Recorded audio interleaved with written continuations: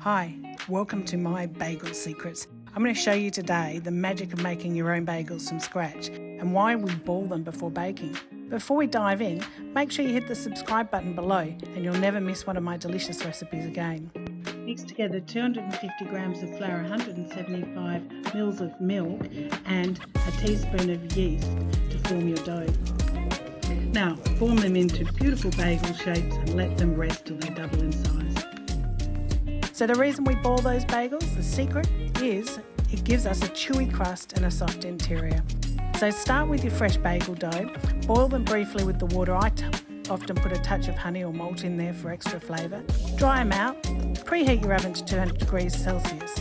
Once those bagels are beautifully done, I pulled these out of the oven as soon as they were golden brown.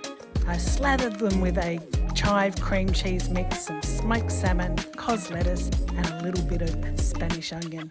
Delicious. Now, thanks for tuning into my bagel secrets. Don't forget to make a comment below and add your thoughts about what you'll enjoy on your bagel.